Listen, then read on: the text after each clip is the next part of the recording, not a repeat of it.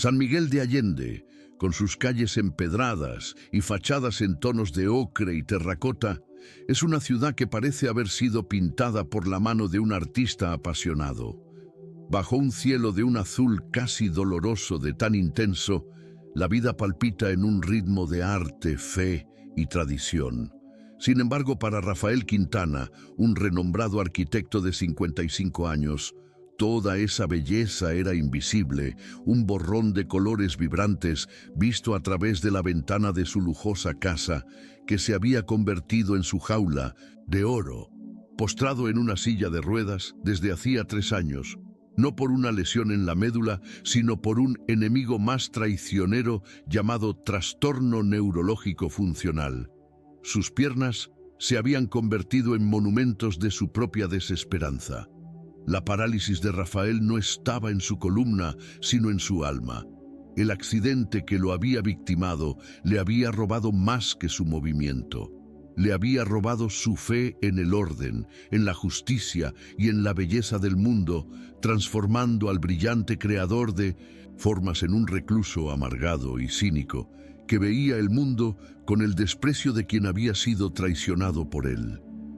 En total contraste con la oscuridad de la mansión Quintana, la plaza frente a la parroquia de San Miguel Arcángel era un escenario de vida y fe. Turistas y locales se mezclaban bajo la sombra de la imponente iglesia neogótica, y fue allí, sentada en un escalón de piedra, donde Alma, una niña de apenas 9 años, dirigía su pequeño negocio con una seriedad de adulta. Sus ojos, de un castaño vivo y curioso, parecían absorber toda la luz del sol. En un paño extendido en el suelo, exhibía sus tesoros, pequeños milagritos de arcilla, corazones, manos y ojos en miniatura, pintados con colores alegres. Cada uno era una promesa, un símbolo de esperanza que ella vendía por unas pocas monedas. Alma era un paradoxo, una niña forjada en la dureza de las calles, pero cuya resiliencia no había endurecido su espíritu. Desde lejos, el padre Ignacio, el párroco local, la observaba con una mirada protectora. Él era su guardián silencioso, el ancla de bondad que garantizaba que, incluso en su soledad, la pequeña artista de los milagros nunca estuviera verdaderamente desamparada. Esa tarde, Rafael, impulsado por un raro acceso de aburrimiento o tal vez por la insistencia de su fisioterapeuta, decidió salir de su reclusión. Su silla de ruedas motorizada lo llevaba por las calles como a un rey amargado en su trono. El rostro, una máscara de desdén por la belleza que lo rodeaba. Fue entonces cuando sus ojos se posaron en Alma. La observó por un momento, a la pequeña vendedora de esperanza. En su estado de cinismo absoluto, la escena le pareció una broma de mal gusto, una farsa. La fe ingenua de la niña, la simplicidad de sus milagros de barro, todo aquello era un insulto a su dolor real y paralizante. Una crueldad fría y repentina se apoderó de él, el deseo de destrozar esa inocencia, de demostrarle a esa niña y a sí mismo que el mundo estaba tan roto como sus propias piernas. Esta historia sobre la fragilidad humana y el poder redentor de la compasión desafiará a lo que entiendes por milagros. Si crees que la esperanza puede encontrarse en los lugares más inesperados, suscríbete al canal. Tu presencia nos ayuda a traer historias que fortalecen el alma. Con un movimiento casi imperceptible de los dedos, Rafael guió su silla de ruedas hacia Alma, el motor eléctrico zumbando suavemente. Un sonido moderno y aséptico que contrastaba con el polvo antiguo de la plaza.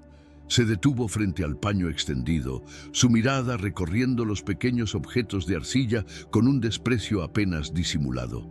Luego levantó los ojos hacia la niña y una voz que era una mezcla de seda y navaja cortó el aire de la tarde. Entonces, comenzó, un sorriso sarcástico jugando en sus labios. ¿Aquí es donde venden milagros? ¡Qué pintoresco! Dime, pequeña vendedora de esperanza, ¿Cuánto cuesta curar a un lisiado? El padre Ignacio, que observaba desde lejos, sintió un escalofrío, reconociendo la crueldad que solo puede nacer de un dolor profundo. Rafael tomó uno de los milagritos, un pequeño corazón pintado de azul, y lo examinó. Porque yo soy un cliente potencial. Haz que estas piernas inútiles se muevan y compro todo tu inventario. Te cubro de oro, te doy una casa. ¿Qué me dices? ¿Tenemos un trato? Alma no se inmutó ante el sarcasmo. Miró a Rafael y sus ojos no vieron a un hombre cruel, sino a un hombre terriblemente triste, con una simplicidad que desarmaría ejércitos. Ignoró el desafío y se enfocó en el dolor que él intentaba ocultar. «Señor», dijo con una voz suave y clara, «su milagro no está en la arcilla, está en su corazón, solo está un poco roto, por eso sus piernas no le obedecen». Y entonces, en un acto de pura compasión infantil, extendió su pequeña mano sucia de barro y tocó la rodilla inerte de Rafael. En ese instante, algo ocurrió. Un choque, no eléctrico, sino emocional, recorrió el cuerpo de Rafael. Una ola de calor, un recuerdo de una sensación olvidada hace mucho tiempo. Y entonces, para su absoluto terror, su pierna derecha sufrió un espasmo violento, un salto incontrolable. No fue un milagro, fue una traición. Su cuerpo, su propio cuerpo, se burlaba de su condición. El pánico lo dominó. ¡Brujería!, gritó con la voz quebrada. Retiró la pierna como si hubiera sido quemado y girando la silla de ruedas bruscamente, huyó de la escena, huyó de la niña, huyó de esa chispa aterradora de esperanza. En la era digital, ningún drama pasa desapercibido. Un turista que filmaba la belleza de la parroquia capturó toda la escena, el desafío arrogante del hombre rico, la respuesta amable de la niña y la huida humillante de Rafael. En cuestión de horas, el video, editado para un máximo efecto dramático y despojado de cualquier contexto emocional, se volvió viral. Rafael Quintana, el arquitecto recluso, fue transformado en un monstruo, un villano de una historia simplista sobre la crueldad de los ricos contra los pobres. Su reputación, ya afectada por su aislamiento, se derrumbó por completo. Los clientes cancelaron proyectos, los antiguos amigos dejaron de llamar. El milagro del que se había burlado se manifestó de una forma irónica y terrible. No le trajo la cura, sino la ruina pública. Solo en su mansión, ahora prisionero no solo de su silla, sino también de la vergüenza, Rafael se hundió en un pozo de humillación aún más profundo. El escenario perfectamente preparado para la llegada de su sobrino, Adrián, quien vio en el escándalo no una tragedia, sino una oportunidad de oro. Para comprender la profundidad del cinismo de Rafael, es necesario retroceder a quien era antes de la silla de ruedas. Rafael Quintana había sido el arquitecto de su propia vida, un hombre que creía en la lógica, en la estructura y en el poder absoluto de la voluntad humana para doblegar el mundo material a sus designios. Sus edificios eran monumentos a esa creencia, precisos, audaces, controlados. El accidente, por lo tanto, fue más que un trauma físico, fue un colapso filosófico. No solo perdió el movimiento de las piernas, perdió la fe en el principio que regía todo su universo. El diagnóstico de trastorno neurológico funcional fue la ironía final y más cruel. No había nervios rotos ni una médula espinal dañada. La prisión de Rafael era autoimpuesta, una rebelión de su propio subconsciente contra el dolor de la pérdida de control. Debería poder caminar, pero no podía. Y esa impotencia, esa traición de su propia mente, alimentaba un odio hacia sí mismo que proyectaba como desprecio por todo el resto del mundo. Su fisioterapeuta, la doctora Elisa Navarro, era la personificación de la ciencia y la paciencia pragmática. Una mujer de unos 40 años, De mirada directa y gestos eficientes, veía el caso de Rafael no como una tragedia, sino como un rompecabezas neurológico complejo y fascinante. Su motivación era la de una curadora frustrada. Veía el potencial intacto en el cuerpo de Rafael, las vías neuronales que solo necesitaban ser reconectadas, pero chocaba constantemente con la muralla de su resistencia. Sus sesiones eran un duelo de voluntades. Rafael, el cerebro tiene una plasticidad increíble. Necesitamos crear nuevas conexiones, decía ella con calma profesional. Doctora, mi cerebro decidió jubilarse. ¿Quién soy yo para discutir?, respondía él con un sarcasmo cortante. La doctora Navarro insistía con modelos anatómicos y artículos científicos que la recuperación dependía de un desencadenante emocional, de una nueva razón para luchar. Pero ella sabía, y él también, que Rafael había abandonado la lucha hace mucho tiempo, prefiriendo el consuelo amargo de su ciudadela de desesperación. La motivación de Alma, por otro lado, era tan pura y fundamental como la luz del sol. No vendía sus milagritos de arcilla solo para sobrevivir. Los creaba porque era una artista en su esencia.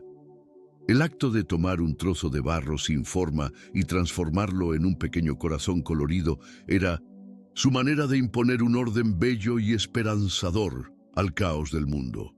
Cada milagrito era una pequeña oración, un pedazo de su resiliencia inquebrantable que ofrecía a los demás. Su fuerza no venía de la negación de las dificultades, sino de su aceptación y de la elección consciente de enfocarse en la belleza y la fe. Protegida por el cariño del padre Ignacio, quien alimentaba su espíritu con historias de santos y ángeles, Alma creía genuinamente en el poder de un pequeño gesto para cambiar el día de alguien. No vendía curas milagrosas, vendía recordatorios de que, incluso en el polvo de la calle, la esperanza podía ser moldeada, pintada y sostenida en la palma de la mano. Mientras Rafael se ahogaba en su vergüenza, su sobrino y gerente financiero, Adrián Quintana, veía el video viral con un brillo de depredador en los ojos. Adrián, un hombre de unos 30 años con un traje impecable y una sonrisa que no llegaba a los ojos, hacía tiempo que veía la reclusión y la parálisis de su tío no con pena, sino con impaciencia. Él administraba la fortuna de los Quintana, un imperio de propiedades e inversiones, y con el tiempo pasó a considerar la suya por derecho. En su mente, Rafael era un rey débil y herido, ocupando un trono que él, Adrián, estaba más capacitado para gobernar. Su motivación era la más antigua y simple de todas: la codicia, templada con un profundo resentimiento por tener que servir al hombre que consideraba un fracaso. El escándalo público era la herramienta que esperaba, la excusa perfecta para iniciar procedimientos legales, para pintar a su tío como un hombre inestable y senil, incapaz de gestionar sus propios bienes y así dar el golpe final para tomar el control de todo. La motivación del padre Ignacio, la brújula moral de aquella pequeña comunidad, era exactamente lo opuesto a la de Adrián. Él era un guardián no de fortunas, sino de almas, especialmente la de Alma. La había acogido bajo su protección desde que apareció en la ciudad, una pequeña huérfana con un talento notable y un espíritu inquebrantable. El padre veía la fe no como un dogma, sino como un acto diario de compasión y comunidad. Presenció el encuentro entre Rafael y Alma desde la puerta de la iglesia y su corazón se llenó de una mezcla de temor y preocupación. Vio el dolor de Rafael y la compasión de Alma y entendió que estaba siendo testigo de un momento espiritualmente peligroso y potente. Su motivación, a partir de ese instante, se volvió doble: proteger a Alma de la oscuridad del cinismo de Rafael, pero también, y tal vez más importante, mantener una puerta abierta para la redención de aquel hombre, pues creía que ninguna alma estaba tan perdida que no pudiera ser encontrada por el milagro de una conexión humana. Así, con un único evento en la plaza de la ciudad, todas las fuerzas de la historia fueron puestas en curso de colisión. Rafael, motivado por el terror de una esperanza no deseada, se encerró aún más en su fortaleza de amargura. Alma, motivada por una compasión confusa por aquel hombre enojado, continuó moldeando sus pequeños milagros, sin entender el poder que su simple gesto había desencadenado. Adrián, impulsado por la codicia, comenzó a contactar abogados, viendo el video no como un momento de humillación humana, sino como un activo financiero. La doctora Navarro, al enterarse de lo ocurrido, vio la confirmación científica de su teoría sobre un desencadenante emocional, su motivación profesional ahora intensificada. Y el padre Ignacio, movido por la fe, se preparó para proteger a su pequeña oveja y, si era posible, rescatar a la que estaba perdida. El escenario estaba montado para un conflicto que no sería sobre dinero o reputación, sino sobre la propia naturaleza de la cura y la creencia. La ambición de Adrián no nació de la nada. Fue forjada a la sombra de su tío. Creció escuchando historias del genio de Rafael, el pilar de la familia Quintana, mientras su propio padre era considerado el hermano menos brillante, menos exitoso. Adrián cargaba con el peso de esa comparación, una necesidad incesante de probarse a sí mismo, de restaurar la prominencia de su rama en el árbol genealógico. Se dedicó a administrar la fortuna de su tío con una eficiencia fría, viendo los números crecer bajo su gestión, lo que solo alimentaba su convicción de que él era el verdadero heredero del talento para los negocios de la familia. Para él, la parálisis de Rafael no era una tragedia, sino una abdicación. Veía la reclusión y el cinismo de su tío como una debilidad imperdonable, una mancha en la reputación de la familia que él, Adrián, sentía el deber de limpiar, asumiendo el control y liderando el imperio Quintana de vuelta a su antigua gloria. La doctora Elisa Navarro, por su parte, encontraba su motivación en la frontera entre el desafío profesional y la compasión clínica. Rafael Quintana era su Everest personal. En su carrera, ya había rehabilitado innumerables cuerpos, pero la condición de Rafael era diferente. Una fortaleza psicológica que ninguna técnica de fisioterapia podía superar. Su insistencia no era solo obstinación, era la frustración de una curadora que veía un potencial de recuperación bloqueado por una voluntad de permanecer roto. La noticia del incidente en la plaza, que le llegó a través de rumores, fue como una pieza anómala en su diagnóstico. No encajaba en ningún protocolo, en ningún estudio científico que conociera. Aquello la intrigó profundamente, plantando la primera semilla de duda en su enfoque puramente mecanicista de la cura y encendiendo una nueva motivación, la de entender la fuerza desconocida que la pequeña vendedora de milagros parecía haber despertado en su paciente más imposible.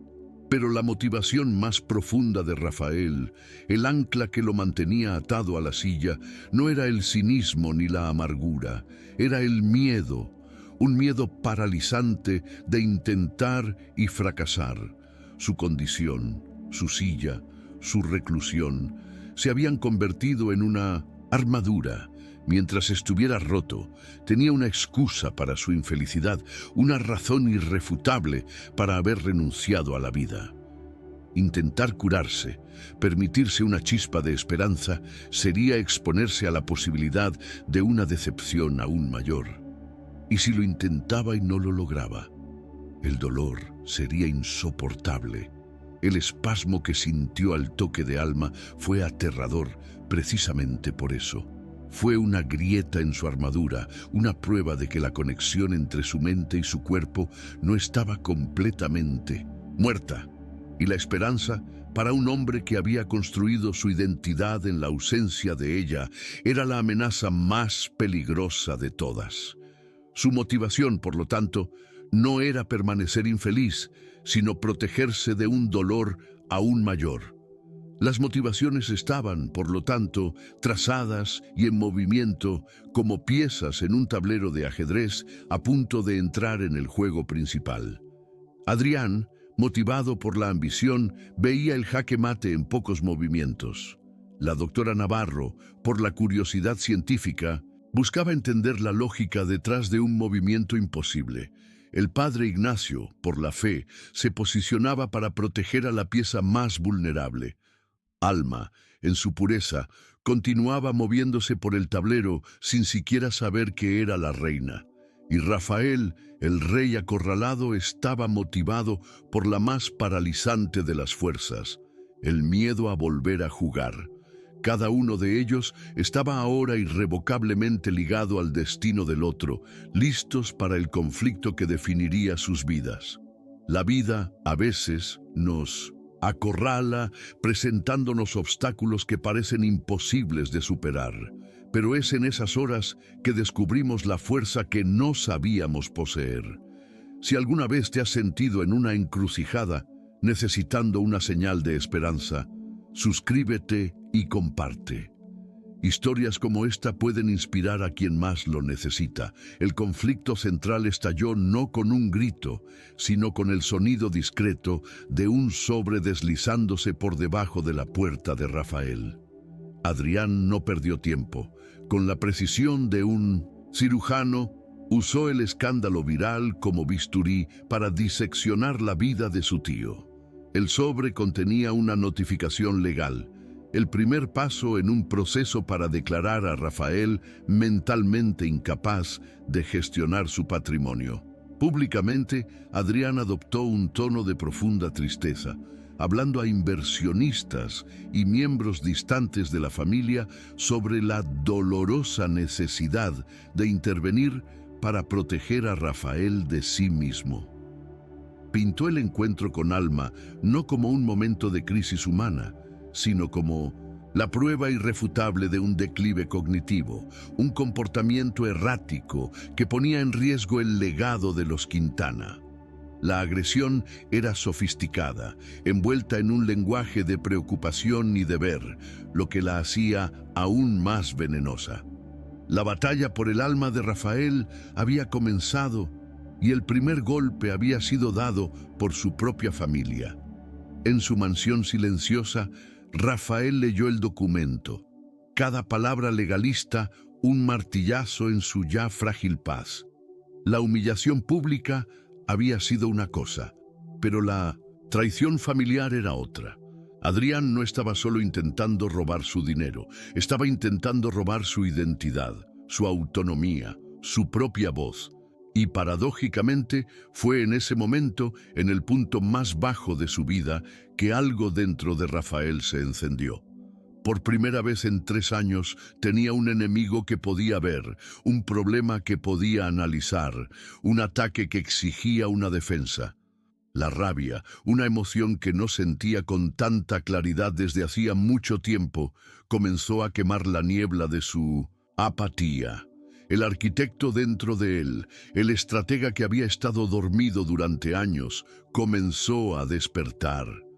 Si Adrián quería una guerra, la tendría.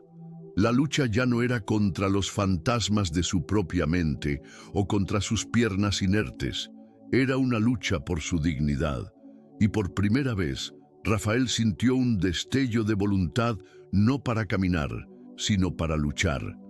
La primera acción de Rafael en 3 años no fue intentar mover una pierna, sino mover el mundo, con una precisión que no usaba desde sus días de gloria en la arquitectura. Tomó el teléfono. Su primera llamada fue a un viejo amigo, un abogado implacable conocido por su habilidad para desmantelar casos corporativos. La voz de Rafael en el teléfono no era la de un hombre quebrado, sino la de un general preparándose para la batalla. Era fría, calculadora y peligrosamente enfocada. La segunda llamada fue para la doctora Navarro. Sin rodeos ni sarcasmo, le informó sobre el proceso legal y solicitó una evaluación completa y documentada de su condición, exigiendo informes detallados. No estaba pidiendo ayuda para su cura, sino munición para su guerra. Por primera vez, Rafael estaba usando su condición no como un escudo para esconderse, sino como una pieza estratégica en un juego complejo, demostrando que el cerebro que había diseñado algunos de los edificios más icónicos del país seguía perfectamente intacto y listo para el combate. Sin embargo, la adrenalina de la furia inicial es un combustible que se quema rápido. Esa noche, tras las llamadas y los planes de batalla, el peso aplastante de su situación se derrumbó sobre Rafael. La soledad de su mansión se volvió insoportable. En un impulso, salió a la noche fría de San Miguel, su silla de ruedas llevándolo sin rumbo hasta que se encontró de nuevo en el lugar de su humillación, la plaza vacía frente a la parroquia. Allí, bajo las estrellas indiferentes, se detuvo, un hombre arruinado en un trono eléctrico. Fue entonces cuando la vio. Alma, que regresaba al pequeño refugio donde dormía, lo avistó desde lejos. Dudó por un momento. Luego se acercó en silencio. No dijo nada sobre el video, sobre su rabia. Solo vio a un hombre que parecía tener frío. Sin una palabra, se quitó de los hombros la manta fina y gastada que era todo su consuelo en el mundo y la extendió sobre las piernas de Rafael. El mismo gesto que había iniciado su ruina ahora se repetía, pero esta vez no como un desafío, sino como un acto de pura e incondicional compasión. Ese simple pedazo de lana áspera sobre sus piernas fue lo que finalmente rompió el dique. Rafael, el cínico, el arquitecto de murallas, se derrumbó. Lloró. No eran las lágrimas calientes de rabia ni las lágrimas amargas de autocompasión, sino las lágrimas purificadoras de quien recibe una gracia que no merece. En ese acto de bondad, venido de la persona a la que más había ofendido, vio la bancarrota total de su filosofía de vida. El mundo no era solo caos y crueldad, también contenía una compasión tan inmensa que podía ser ofrecida por una niña de la calle a un millonario. Cuando finalmente levantó la cabeza, mucho después de que Alma hubiera desaparecido en la oscuridad, su motivación para la lucha había cambiado. Ya no se trataba de proteger su fortuna o su honor. Ahora se trataba de convertirse en un hombre digno de esa manta. La batalla contra Adrián ya no era una guerra de venganza. Se convirtió en una jornada por la redención, con un nuevo e impensable objetivo comenzando a formarse en su mente.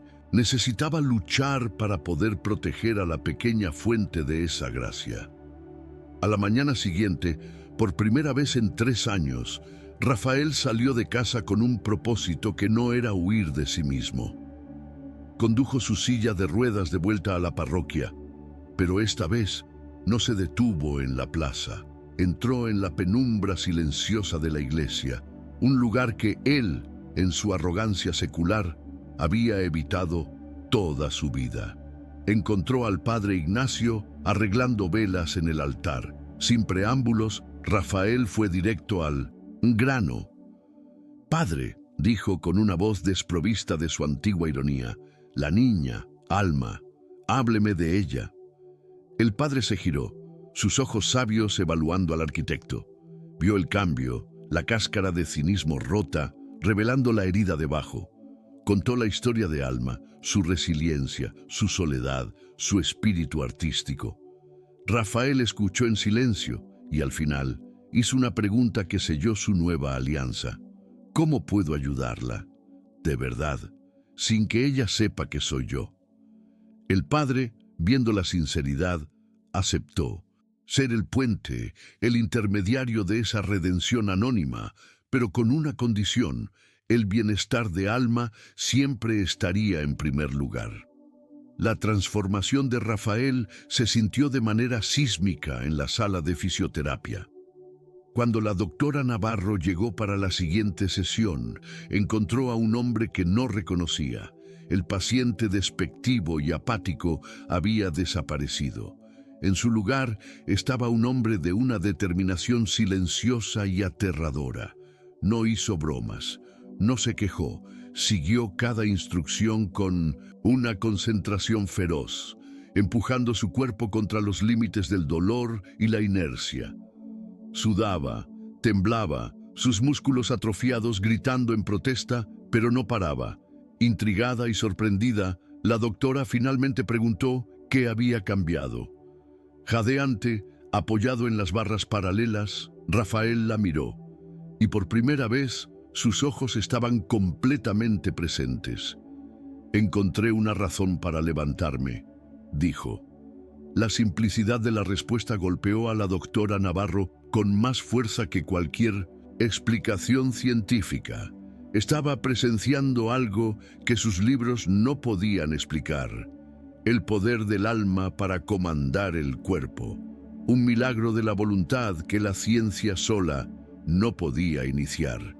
Mientras tanto, en el mundo aséptico de las oficinas de abogados, Adrián avanzaba en su plan, completamente ciego a la revolución que ocurría en el interior de su tío.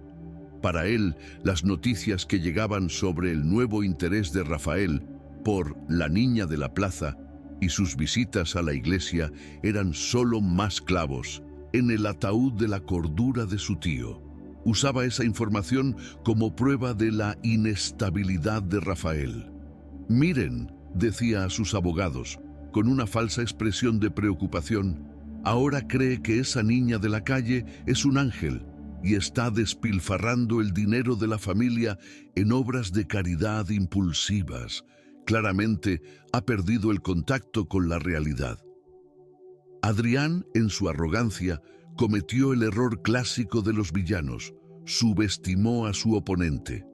Creía estar luchando contra el mismo hombre quebrado y apático de meses atrás, sin darse cuenta de que su propio ataque había forjado un nuevo enemigo, un hombre que ahora no tenía nada que perder y por primera vez todo por lo que luchar.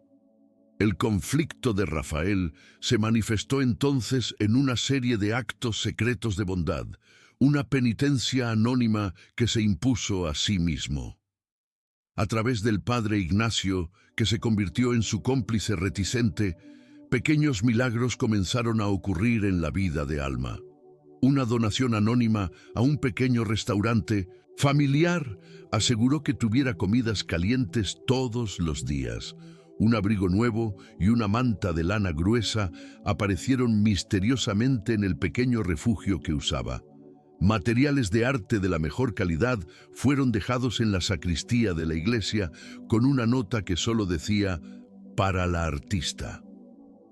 Desde su casa, Rafael seguía todo a través de los informes del padre, sintiendo una satisfacción agridulce y distante. Por primera vez, estaba construyendo algo sin esperar aplausos ni reconocimiento. Un acto de creación puramente altruista que era, en sí mismo, el cimiento de su propia reconstrucción. Alma, con la percepción aguda de quien ha aprendido a leer el mundo para sobrevivir, comenzó a notar el patrón. La repentina y constante ola de suerte parecía haber comenzado exactamente después de su encuentro con el hombre triste de la silla. Su conflicto interno ahora era el de una detective infantil, intentando resolver un misterio del corazón. Cuestionaba al padre Ignacio con una persistencia gentil, pero el padre, fiel a su promesa, esquivaba sus preguntas con respuestas vagas sobre ángeles guardianes y la bondad de la comunidad. La imagen que Alma tenía de Rafael comenzó a complicarse. El hombre enojado del video viral no encajaba con la figura de un benefactor secreto. Poco a poco, el miedo que había sentido por él fue reemplazado por una profunda curiosidad y una gratitud confusa. El deseo de entender qué se escondía detrás de esa muralla de dolor. Mientras la conexión invisible entre Rafael y Alma se fortalecía, la batalla legal se intensificaba, volviéndose más fea y pública.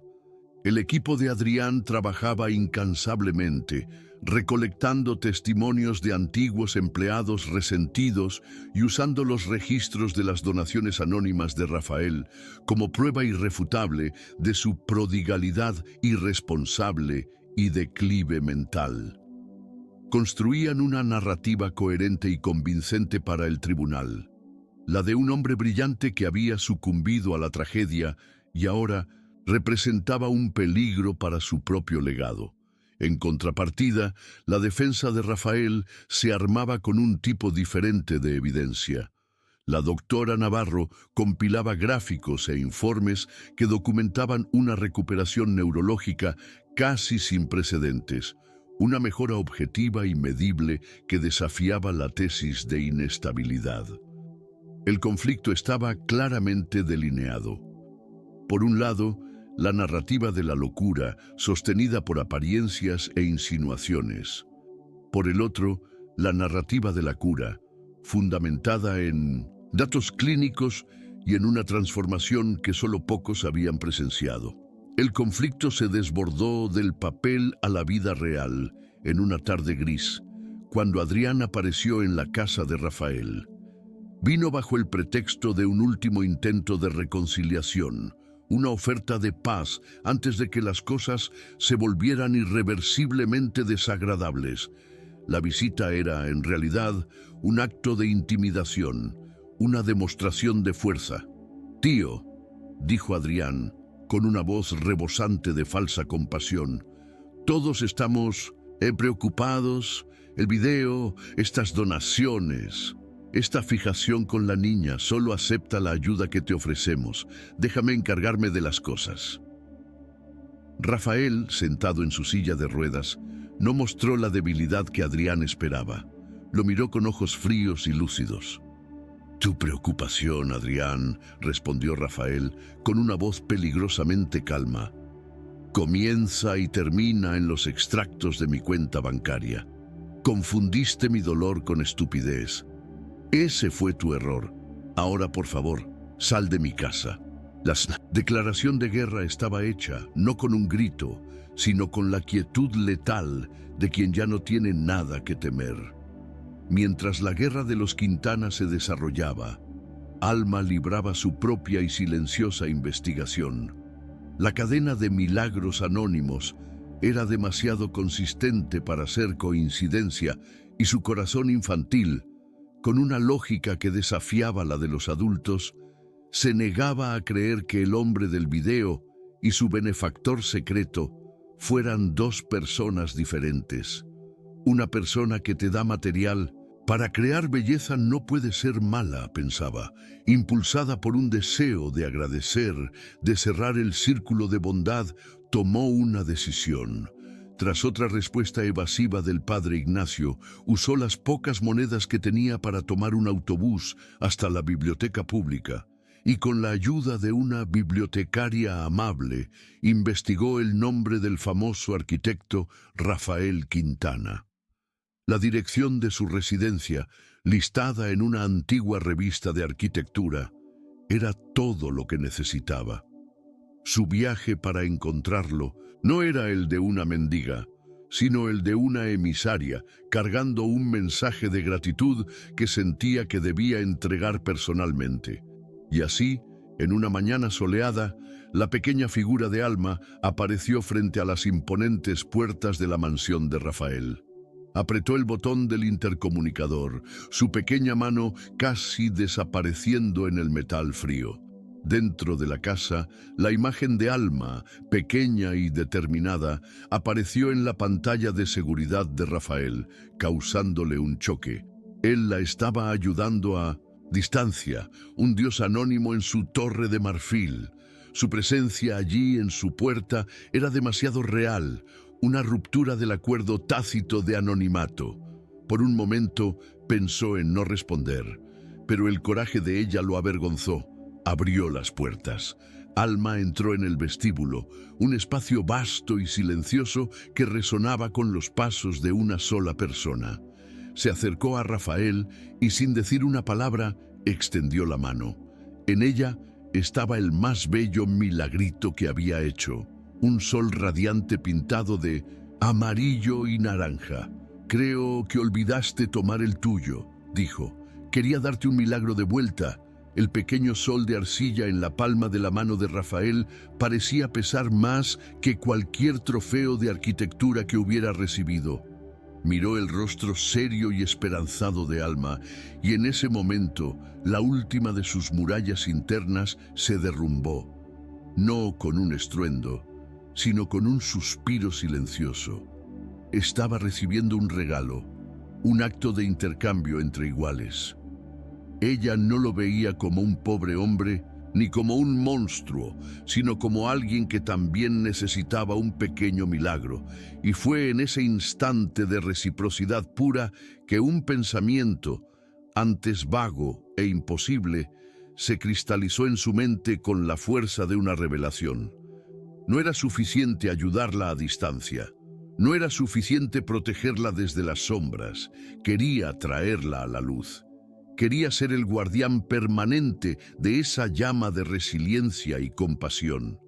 La batalla contra Adrián dejó de ser el foco principal. Se convirtió en un mero obstáculo en el camino hacia un nuevo y aterrador propósito. Necesitaba curarse, no por sí mismo, sino para convertirse en digno de ser el padre de esa niña. La visita de Alma a la mansión de Rafael fue el catalizador que cambió la marea de la opinión pública en San Miguel.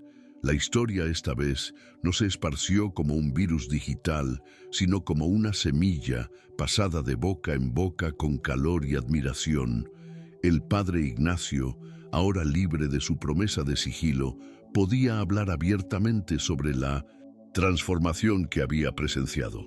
La comunidad comenzó a ver la historia completa, no la de un millonario cruel, sino la de un hombre quebrado que encontró en la compasión de una niña un camino de regreso a la vida. La narrativa de Adrián, que pintaba a Rafael como un loco, comenzó a perder fuerza, sonando ahora como lo que realmente era, la voz estridente de la codicia. El conflicto central se redefinió. Ya no era solo Rafael contra su sobrino, era la pequeña comunidad de San Miguel, con sus valores de fe y solidaridad, contra la lógica fría y depredadora del mundo exterior. Rafael ya no estaba luchando solo. Adrián Quintana era, por lo tanto, el principal antagonista de la historia, la personificación de todo lo que Rafael estaba intentando dejar atrás. No era meramente un hombre codicioso, era el sumo sacerdote de un mundo cínico, donde cada acto se mide en términos de ganancia y pérdida, y donde la compasión se ve como una peligrosa debilidad. Su oposición a la cura y a la nueva misión de su tío no era solo estratégica, era ideológica. Era incapaz de procesar una acción que no tuviera el interés propio como motor principal. En su mente, la decisión de Rafael de conectarse con Alma y eventualmente de intentar adoptarla era la prueba definitiva de su insanidad. Para Adrián, arriesgar un imperio por un sentimiento era un error de cálculo tan monumental que solo podía ser fruto de una mente enferma. Representaba la lógica transaccional, el pragmatismo desprovisto de Alma, y su función en el viaje de Rafael era servir como la prueba final. Para curarse de verdad, Rafael tendría que derrotar no solo la parálisis en sus piernas, sino la parálisis del corazón que Adrián representaba. Otra fuerza antagonista, más sutil e impersonal, era el propio sistema legal. La ley, con su necesaria frialdad y su dependencia de hechos concretos y documentados, se convirtió en el arma perfecta para Adrián. ¿Cómo se prueba una redención en un tribunal? ¿Cómo se cuantifica un cambio de corazón? Adrián presentaba evidencias que la corte podía entender, extractos bancarios que mostraban gastos erráticos, el video viral como prueba de inestabilidad pública, testimonios que pintaban un cuadro de aislamiento y amargura. En contrapartida, ¿qué podía presentar Rafael? La mejora en sus espasmos musculares, la luz en sus ojos, la historia de una manta y un sol de arcilla. Para la lógica inflexible de la ley, la narrativa de Adrián era sólida y factual, mientras que la de Rafael sonaba peligrosamente como sentimentalismo, algo que un juez pragmático estaría entrenado para desestimar. La batalla de Rafael era, por lo tanto, también una batalla de traducción. Necesitaba convertir el lenguaje de su alma en el lenguaje de los autos judiciales. Tal vez el adversario más difícil de Rafael era él mismo, o mejor dicho, el fantasma del hombre que había sido en los últimos 3 años. Adrián no necesitó inventar un monstruo, solo tuvo que presentar un retrato fiel del Rafael, recluido y amargado. Cada correo electrónico sarcástico que Rafael había enviado, cada amigo que había alejado, cada día que había pasado sumido en la autocompasión, todo eso se convirtió en munición en las manos de su sobrino.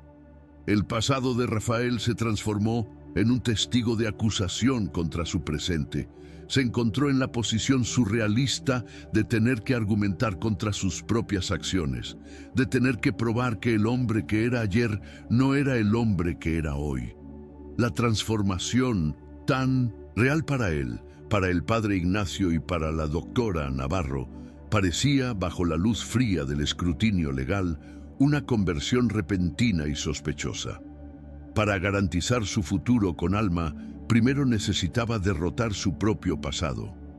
Finalmente, Rafael y sus aliados luchaban contra el estigma, una fuerza social invisible, pero inmensamente poderosa. La historia, como la presentaba Adrián, estaba calculada para activar todas las alarmas del prejuicio social. Un hombre rico, mayor, psicológicamente frágil, que de repente desarrolla una obsesión por una niña de la calle y comienza a gastar su fortuna en ella. La narrativa de Adrián insinuaba motivos impuros, explotaba el miedo a la inestabilidad mental y sembraba la semilla de la duda sobre las verdaderas intenciones de Rafael.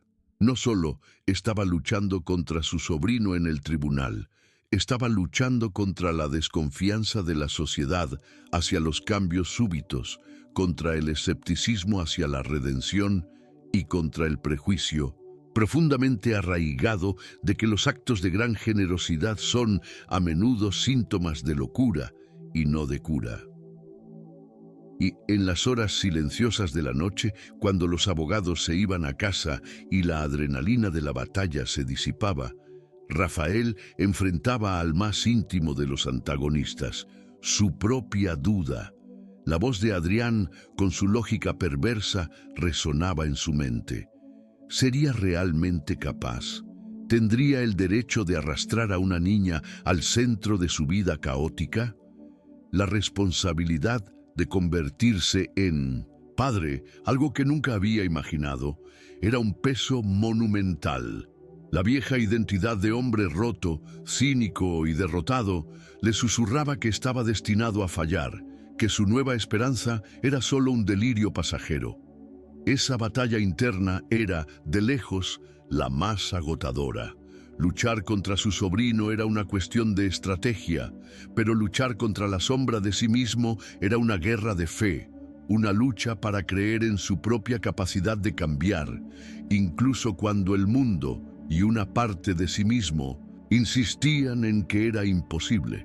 De manera cruel y calculada, el equipo de Adrián transformó el propio pasado de Alma en una fuerza de oposición.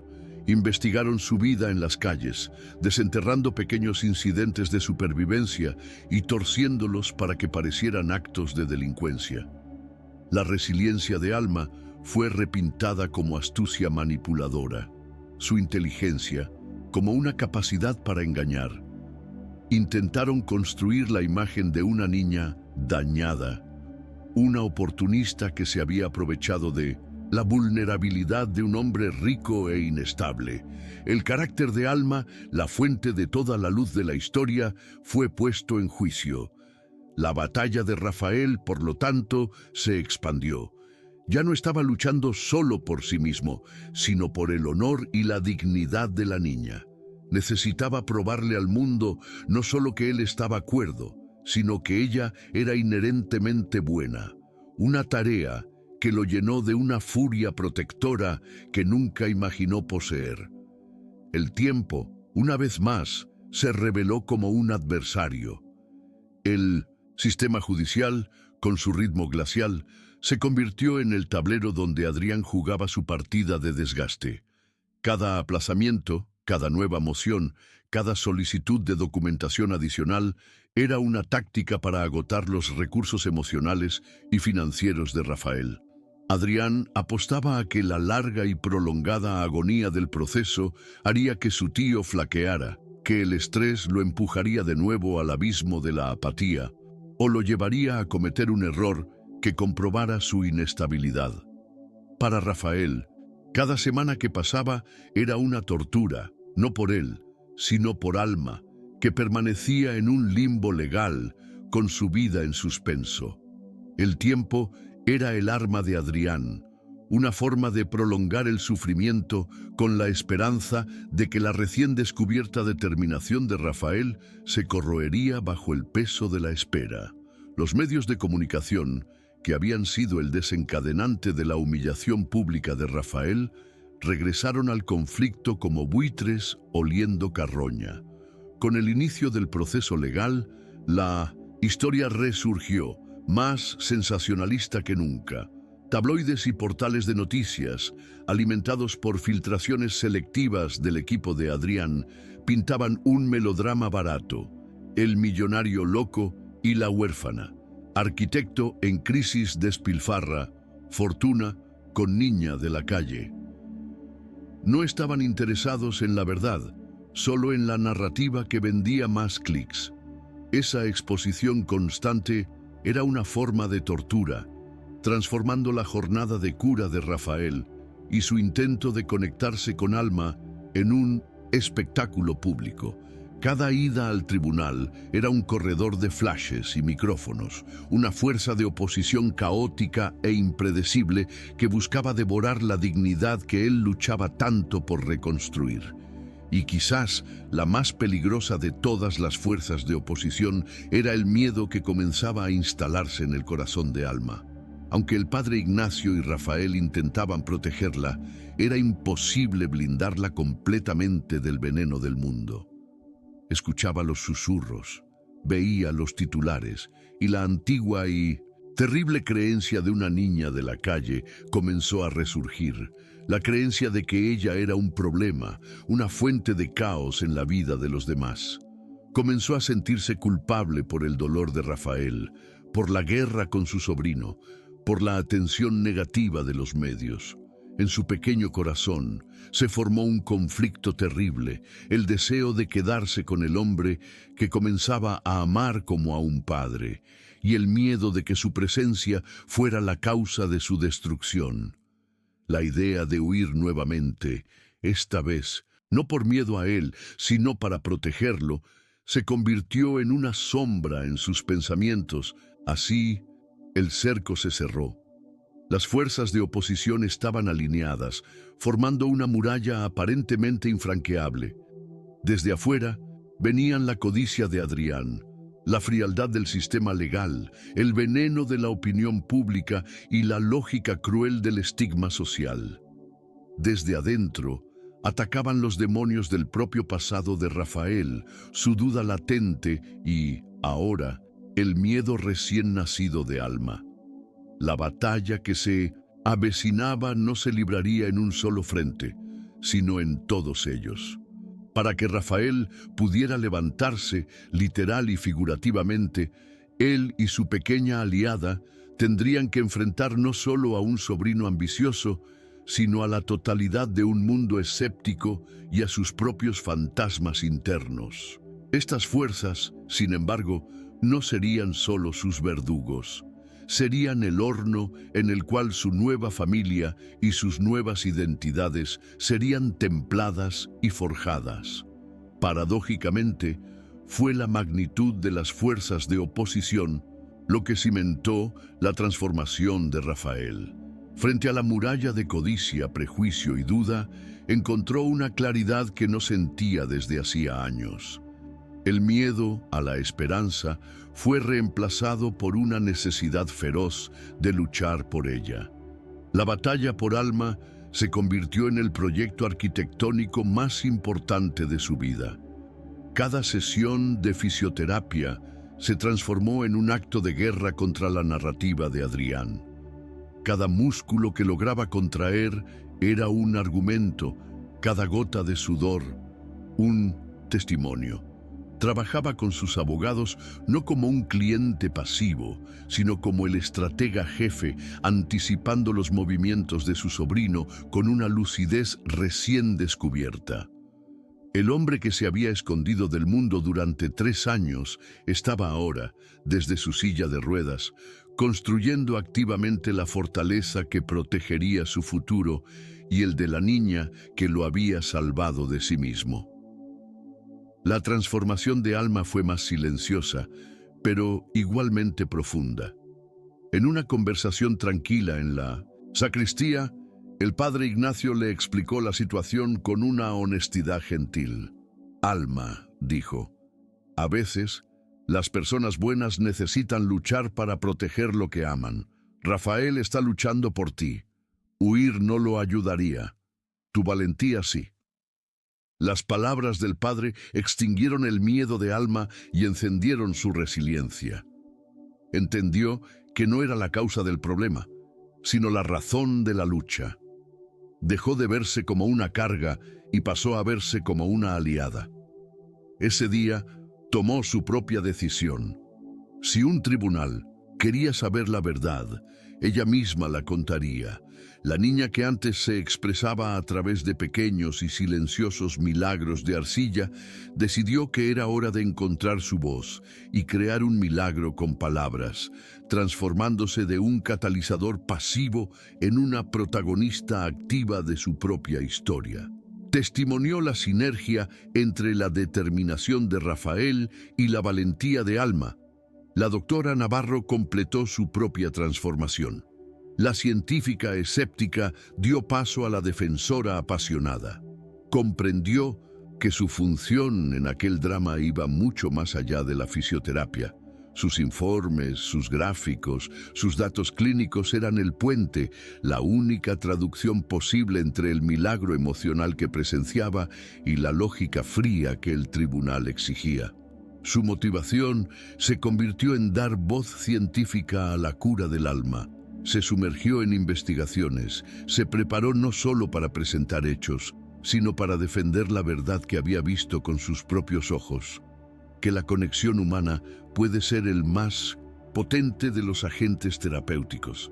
A veces, todo lo que necesitamos es una oportunidad o alguien que crea en nosotros. Es en esos momentos cuando la vida comienza a cambiar. Si crees que todos merecen una oportunidad, suscríbete y ayuda a difundir mensajes como este. Juntos podemos hacer la diferencia. La transformación de Rafael se volvió entonces visible y medible. La sala de fisioterapia, antes un campo de batalla, se convirtió en un laboratorio de milagros. Bajo la guía ahora esperanzada de la doctora Navarro, Rafael empujaba su cuerpo más allá de sus límites. Los espasmos incontrolables que antes lo aterrorizaban comenzaron a responder a comandos conscientes, transformándose en contracciones musculares débiles pero deliberadas. Con la ayuda de órtesis y la tenacidad de un constructor que levanta su propia obra, logró por primera vez en 3 años ponerse de pie en las barras paralelas, el cuerpo temblando bajo el esfuerzo, el rostro cubierto de sudor, pero los ojos fijos en un punto en el horizonte que solo él veía. Cada pequeño avance físico era una victoria aplastante sobre el fantasma de su pasado. la prueba concreta de que la decisión de levantarse en su alma estaba de hecho enseñando a sus piernas a recordar cómo hacerlo. El arco de transformación más crucial, sin embargo, ocurría lejos de los tribunales y las salas de terapia. Ocurría en los encuentros silenciosos y supervisados entre Rafael y Alma en el jardín de la parroquia. Allí, sentados bajo la sombra de una bugambilla, comenzaron a construir una familia, no con lazos de sangre, sino con hilos de confianza y afecto. Él la observaba moldear sus pequeños milagros de arcilla y ella lo escuchaba hablar sobre cómo los arcos de las iglesias estaban diseñados para alcanzar el cielo. Ella le contaba sobre las constelaciones que veía por la noche y él le describía los colores que usaría para pintarlas. En esos momentos, él no era un arquitecto famoso y ella no era una niña de la calle. Eran solo dos almas, una cansada y otra joven, que encontraban en la otra un refugio, un espejo y la redescubierta belleza simple del mundo, una belleza que había sido oscurecida para él por el dolor y para ella por la necesidad. Esta nueva dinámica no pasó desapercibida para la comunidad de San Miguel. Las mismas personas que antes compartían el video de su humillación con chismes, ahora observaban sus encuentros con Alma con un respeto creciente. El cinismo dio paso a la admiración. La historia de la transformación de Rafael, ahora contada con orgullo por el padre Ignacio, se convirtió en el nuevo folclore de la ciudad. Y ese cambio de percepción se transformó en un escudo. Cuando los abogados de Adrián regresaban a la ciudad en busca de testigos que pudieran declarar contra Rafael, encontraban una muralla de silencio leal. Los dueños de tiendas se negaban a hablar. Los vecinos alegaban no recordar nada. La comunidad, que había sido inadvertidamente una fuerza de oposición, ahora se había transformado en un ejército de guardianes, protegiendo activamente la frágil paz que su arquitecto recluido y la pequeña artista de los milagros estaban construyendo juntos. La transformación de Rafael culminó en una decisión que, meses antes, habría sido impensable. En una reunión con su abogado, tras discutir las últimas maniobras legales de Adrián, Rafael lo interrumpió. «Hay un cambio de estrategia», dijo, con voz firme. «Este caso ya no es sobre defender mi patrimonio, es sobre construir una familia». El abogado lo miró confundido. «Quiero iniciar el proceso de adopción de Alma», continuó Rafael. El abogado advirtió sobre las implicaciones. Aquello le daría a Adrián el arma perfecta para argumentar sobre su inestabilidad. Rafael sonrió, una sonrisa cansada, pero genuina. «Déjalo que lo intente», dijo. «Adrián está luchando por edificios y acciones. Yo estoy luchando por una vida. Veremos quién tiene más que perder». En ese momento, el arco de su transformación estaba completo. Ya no estaba reaccionando al mundo, estaba activamente intentando moldearlo en algo mejor. Contarle a Alma fue la tarea más delicada y aterradora de su vida. En el jardín de la iglesia, esperó a que ella terminara de pintar un pequeño milagrito en forma de pájaro. Alma comenzó con el corazón latiendo descontroladamente. «¿Sabes qué es una familia?». Ella lo miró con ojos sabios y antiguos. «Es tener a alguien que no se va», respondió. La simplicidad de la respuesta lo golpeó de lleno. «Exacto. Y yo no quiero irme, y no quiero que tú te vayas», respiró hondo. «Alma, una familia no es solo sobre sangre, es sobre cuidarse mutuamente. Y me gustaría cuidar de ti para siempre, si me lo permites. Me gustaría ser tu padre». Lágrimas silenciosas comenzaron a rodar por el rostro de Alma. No sonrió, no gritó. Solo susurró una pregunta que contenía el peso de toda su vida de abandonos. «¿Para siempre? ¿De verdad?». Y cuando Rafael, con la voz quebrada, respondió, «Para siempre, de verdad», ella finalmente asintió. La noticia de la petición de adopción golpeó a Adrián como un rayo. Su reacción fue una furia volcánica, una explosión de rabia que rompió su fachada de fría sofisticación. Para él, aquello era el insulto final. Ya no se trataba de dinero, era sobre linaje, sobre sangre, sobre lo que él veía como el orden natural de las cosas. En su mente, su tío estaba intentando borrar el legado de la familia Quintana y reemplazarlo con una niña cualquiera, una bastarda de la calle. La batalla legal, que hasta entonces había sido una maniobra de negocios, se convirtió en una vendetta personal. «Quiero que lo destruyan», gritó a sus abogados en una llamada. «Usen todo, el pasado de ella, la inestabilidad de él. No quiero que quede nada. Va a aprender qué pasa cuando le das la espalda a tu propia familia». La oposición de Adrián, antes calculadora, ahora se había vuelto fanática, preparando el escenario para un enfrentamiento final sin piedad. Así, el arco de transformación se completó no solo para Rafael, sino para todos a su alrededor. El arquitecto cínico había renacido como un padre protector. La niña de la calle silenciosa había encontrado su voz. La científica pragmática se había convertido en una defensora de la fe en la cura emocional.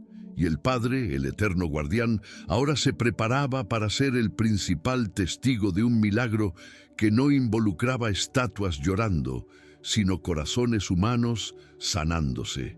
Del otro lado, Adrián, consumido por la furia, había completado su propia transformación, de un ambicioso calculador a un villano movido por un odio ciego. Todas las piezas estaban en su lugar, listas para la colisión final, donde el destino de una nueva familia sería decidido no por sangre ni por ley, sino por la fuerza de su verdad recién descubierta. El clímax de su jornada no ocurrió en una plaza soleada ni en un jardín de iglesia, sino en la atmósfera fría y estéril de un tribunal de familia. La sala era un mundo de madera oscura y luz fluorescente, un lugar donde las emociones humanas eran disecadas y pesadas en balanzas legales. De un lado, Adrián y su equipo de abogados exudando una confianza cara y depredadora. Del otro, el pequeño ejército de Rafael, él digno y tenso en su silla de ruedas, Alma a su lado, el rostro pálido, pero la mano sosteniendo firmemente la de él. Y en los bancos traseros, el padre Ignacio y la doctora Navarro, una alianza improbable entre la fe y la ciencia, unidos por un propósito común. El juez, un hombre de expresión severa, entró en la sala, y el silencio que siguió fue pesado con el destino de todos. La batalla final estaba a punto de comenzar. El abogado de Adrián fue el primero en atacar, y su método fue la muerte por 1000 cortes. Presentó su caso con una habilidad teatral, tejiendo una narrativa convincente de declive e inestabilidad.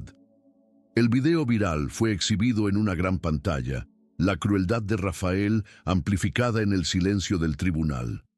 Hojas de cálculo financieras fueron presentadas, transformando los actos de caridad de Rafael en gastos erráticos e impulsivos. Testigos, cuidadosamente seleccionados, hablaron del hombre amargado y recluido en que Rafael se había convertido. El abogado usó términos clínicos con una precisión venenosa, sugiriendo un brote psicótico y una transferencia delirante en su fijación por Alma. Rafael fue forzado a presenciar pasivamente, mientras los peores momentos de sus últimos 3 años eran exhumados, distorsionados y presentados como la totalidad de quien era, una tortura psicológica que puso a prueba cada gramo de su nueva determinación. La primera testigo de la defensa fue la doctora Elisa Navarro, y su presencia en el tribunal fue como una ráfaga de aire frío y racional. Tranquila y metódica, no habló de milagros, sino de neurociencia. Con gráficos e informes, demostró la progresión física de Rafael, una recuperación documentada e innegable. Cuando se le preguntó sobre el incidente de la plaza, explicó la naturaleza del trastorno neurológico funcional. «No es locura, señoría», dijo con voz firme. «Es un cortocircuito entre la mente y el cuerpo, generalmente causado por un trauma. La literatura médica está repleta de casos donde un choque emocional positivo sirve como catalizador para reconectar el sistema. Lo que la Fiscalía llama prueba de inestabilidad, la ciencia lo llama un avance terapéutico. La conexión con la niña no lo enloqueció, comenzó a sanarlo. Su lógica impecable y su credibilidad científica fueron el primer golpe sólido contra la narrativa de Adrián. A continuación, el padre Ignacio subió al estrado de los testigos y la atmósfera del tribunal cambió del análisis clínico a la reflexión moral. No habló de neuronas, sino de carácter. Con una elocuencia serena, relató la historia del hombre que lo buscó, no para confesar pecados, sino para aprender a ayudar. Describió los actos de bondad anónimos, la humildad de Rafael al pedir consejos, su preocupación genuina por el bienestar de Alma. Defendió el honor de la niña, describiendo su resiliencia y su corazón generoso, desmantelando la imagen de delincuente que la Fiscalía había intentado crear. «Señoría», concluyó el padre, con los ojos fijos en el juez, «he visto muchos tipos de riqueza en mi vida, pero la más verdadera es la que un hombre encuentra cuando decide dedicarse a una niña. He presenciado la transformación de Rafael Quintana, no como un milagro divino, sino como el milagro mucho más raro de la redención humana. Finalmente se llamó a la testigo más importante, Alma. Caminó hasta el banco de los testigos, sus pequeñas piernas apenas tocando el suelo. El silencio en la sala era absoluto. El abogado de Rafael le hizo una única pregunta simple. «Alma, ¿puedes decirnos qué significa Rafael para ti?» Ella no miró a Rafael ni a Adrián. Miró directamente al juez. Su voz era pequeña, pero resonó por todo el tribunal. «Cuando lo conocí, era el hombre más triste del mundo. Y yo también estaba triste», comenzó. «Después él me ayudó sin que yo lo supiera y yo intenté ayudarlo de vuelta». Hizo una pausa, tragando saliva. «La gente dice que está enfermo. No lo sé. Solo sé que cuando tenía frío, él me dio calor. Y cuando estaba sola, él me hizo sentir que tenía un lugar. Ya es mi papá en mi corazón». La declaración, en su aplastante honestidad, fue el jaque mate. No había argumento legal que pudiera refutar la verdad de una niña. El juez, un hombre que había pasado su vida navegando por las aguas turbias de las disputas familiares, se quitó los lentes y miró al tribunal. Por un instante, su máscara de imparcialidad pareció titubear, revelando al hombre detrás de la toga. Miró a Adrián con una frialdad cortante, luego al pequeño grupo de Rafael con una expresión que se acercaba a la comprensión. Se aclaró la garganta y su voz llenó el silencio. «Este tribunal ha escuchado argumentos sobre finanzas, sobre reputación y sobre la interpretación clínica del comportamiento humano», comenzó. «Sin embargo, la ley, en su búsqueda de justicia, no puede ser sorda a la evidencia del corazón». Hizo una pausa. «La petición para incapacitar al señor Quintana es denegada y, a la luz del testimonio presentado, este tribunal aprueba con efecto inmediato el inicio del proceso de adopción. Caso cerrado». El sonido del mazo fue el punto final en la guerra de Adrián y el primer ladrillo en la fundación de la nueva familia de Rafael.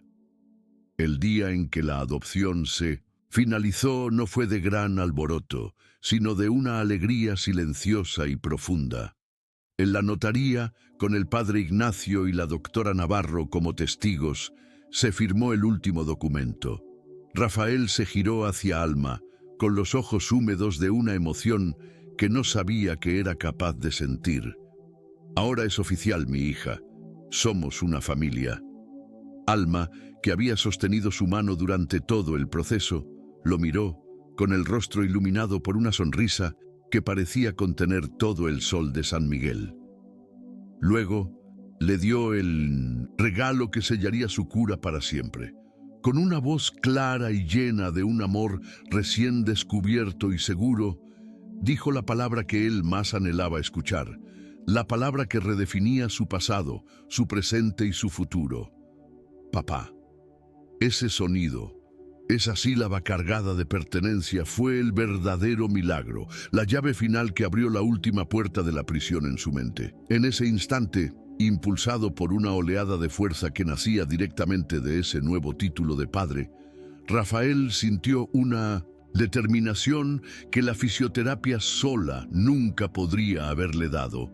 Miró las muletas apoyadas en su silla, ya no como símbolos de su debilidad, sino como herramientas para su ascenso. Bajo la mirada atenta y maravillada de la doctora Navarro y la sonrisa llorosa de su nueva familia, se apoyó en los brazos de la silla, con los músculos de sus piernas temblando bajo el esfuerzo monumental. Y entonces se levantó, tambaleante, inestable, pero de pie. Y dio un paso, y luego otro. No fue una caminata grácil, fue un movimiento difícil, arrastrado, la lucha visible de un hombre reaprendiendo el mundo. Pero fueron sus pasos, pasos dados no por obligación, sino por amor. El viaje de 1000 kilómetros había comenzado, no con un espasmo, sino con la decisión de caminar hacia su hija. La historia de la batalla judicial y la recuperación de Rafael se extendió por San Miguel, pero esta vez no como un escándalo, sino como una leyenda. La ciudad que lo había juzgado ahora lo celebraba, no por su riqueza o fama, sino por su humanidad. Inspirado por esa ola de apoyo y por el deseo de dar un propósito mayor a su segunda oportunidad, Rafael, con Alma como su principal consejera, tomó la decisión final de su transformación. Vendió una parte de sus inversiones, no para financiar un nuevo proyecto arquitectónico, sino para crear la Fundación Quintana. Su misión no era construir más edificios, sino reconstruir vidas, enfocándose en arte, educación y terapia para niños en situación de vulnerabilidad, utilizando la creatividad que los había salvado a él y a Alma como la principal herramienta de cura. El día de la inauguración del primer centro de la fundación, una antigua casona colonial transformada en un espacio vibrante de aprendizaje y arte, la resolución de la historia se materializó. Rafael estaba allí, de pie, apoyado en sus muletas, ya no el prisionero de una silla de ruedas, sino el maestro de su propio destino. A su lado, Alma, radiante, ya no como una niña vendiendo milagros en la calle, sino como la joven cofundadora y el alma del proyecto. Mirando a los niños que pintaban murales coloridos en las paredes, Rafael entendió que su mayor obra no estaba hecha de concreto y acero, sino de esperanza y oportunidad. Había redescubierto su vocación como arquitecto, pero ahora diseñaba futuros y construía refugios para el espíritu humano. Este era su verdadero y duradero legado. La jornada de Rafael Quintana nos enseña la lección más profunda sobre la naturaleza de la cura. Porque la verdadera cura no estaba y nunca estuvo en el acto de volver a caminar. Estaba en el acto de encontrar una razón para levantarse. Sus piernas no comenzaron a moverse por un milagro de arcilla o por una técnica de fisioterapia. Comenzaron a responder cuando su corazón encontró un propósito mayor que su propio dolor.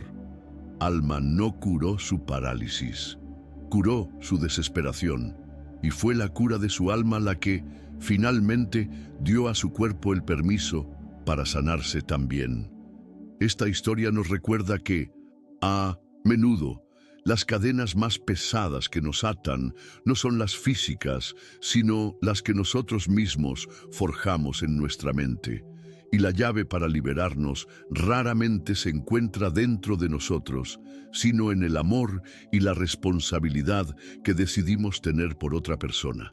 La historia también nos invita a redefinir lo que consideramos un milagro. Rafael, en su sarcasmo, pidió un milagro espectacular, una violación de las leyes de la naturaleza. Lo que recibió fue algo mucho más profundo y verdadero. El verdadero milagro no fue un espasmo muscular, sino el acto de una niña compartiendo su única manta. El milagro fue la paciencia de una fisioterapeuta que se negó a rendirse. El milagro fue la fe de un padre en la bondad inherente de un hombre amargado. Y el mayor milagro de todos fue la decisión de Rafael de aceptar esa gracia y luchar. Aprendemos que los milagros no son, tal vez, eventos que vienen de fuera para salvarnos, sino la fuerza extraordinaria que encontramos dentro de nosotros cuando elegimos la compasión en lugar de la desesperación y la conexión en lugar del aislamiento. En su esencia, esta es una historia sobre el poder de la vulnerabilidad. La cura de Rafael solo comenzó cuando su armadura de cinismo finalmente se rompió. No por la fuerza, sino por la gentileza. Fue necesario el acto de compasión de una niña para que él se permitiera sentir nuevamente. Y fue necesario que admitiera su propia necesidad, buscando la ayuda del padre y la orientación de la doctora, para que pudiera comenzar a reconstruirse. Encontró su mayor fuerza no en su antigua independencia arrogante, sino en su nueva y valiente interdependencia. La lección es un poderoso paradoxo. Son nuestras grietas, nuestras heridas, nuestras vulnerabilidades admitidas, las que permiten que la luz entre y que la verdadera conexión humana ocurra. El único bálsamo que puede, de hecho, curar las heridas más profundas del alma. Cada vida es una obra en construcción, llena de fallas de diseño, de estructuras, sacudidas y de cimientos que necesitan ser reforzados. La jornada de Rafael y Alma nos recuerda que nunca es tarde para comenzar la reforma y que, a menudo, la mano que nos ayuda a levantar las paredes viene de donde menos esperamos. Si esta historia de redención y de lazos inesperados tocó tu corazón, únete a nosotros. Suscríbete al canal para que podamos seguir compartiendo narrativas que celebran la fuerza del espíritu humano. Comenta, comparte y ayúdanos a construir una comunidad donde la esperanza sea el principal material de construcción. Recuerda siempre, el mayor milagro no es el destino que alcanzamos, sino el coraje que encontramos para dar el próximo paso. Hasta la próxima historia.